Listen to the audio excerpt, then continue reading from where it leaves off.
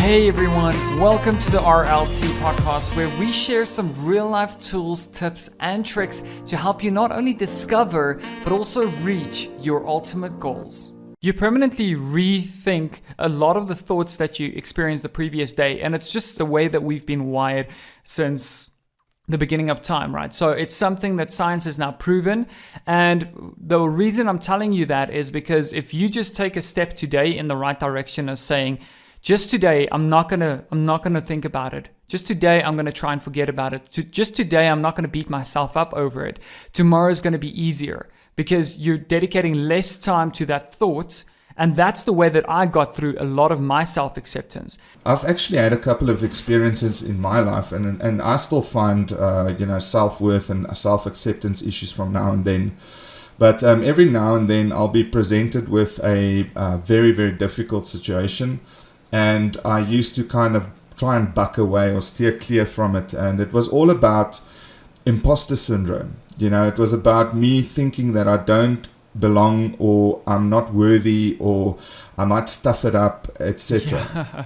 If you look at self-acceptance, they usually spawn from 3 different places, just to come a little bit more to the facts and so on.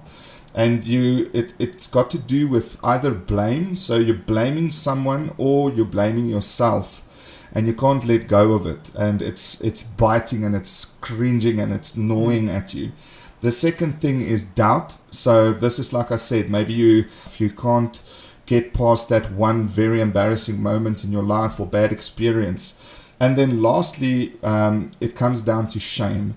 So something that you did in your life that you are shameful of. And I think that was the most powerful feeling that I've ever had in my life, is once you get rid of that blame, once you stop blaming the other person for screwing up, once you stop blaming yourself for screwing up, and getting rid of that second point there, the doubt, doubting yourself. Am I good enough to even start pursuing other people out there, or start pursuing other relationships out there? If this one failed so miserably, what would make me think that I'm good enough for another relationship? So absolutely, Leon, I think it's such an important 3 points there.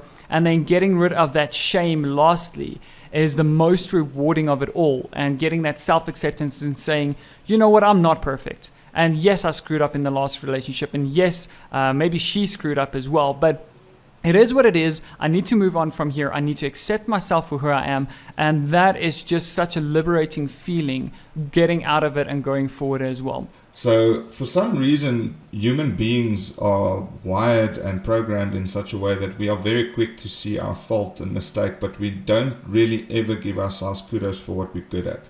Here's a simple fact in life, right? Is that nobody thinks or cares as much about you as you do, right? It sounds really, really harsh when I put it like that, but nobody really cares, right? I think you mentioned it in one of our previous episodes as well. True. Nobody really cares. You think that people really can think and see into the actions that you perform, the shame, the blame that you have, the self-doubt. Yes, on the surface, maybe they can see that you don't have confidence, but to be honest, to a very large extent, people won't notice the things that you screw up in life, so stop beating yourself up over it.